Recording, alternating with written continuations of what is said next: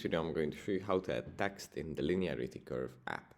First we have to open up the app, and here we have a document.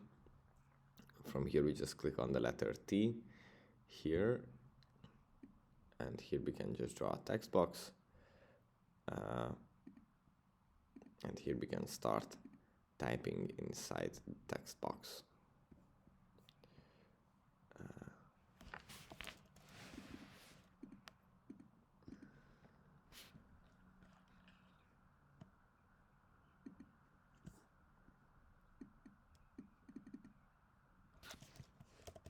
Like this. Hello guys. And of course we can just increase the text size like this,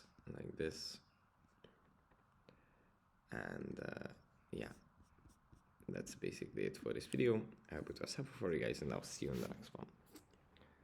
Bye.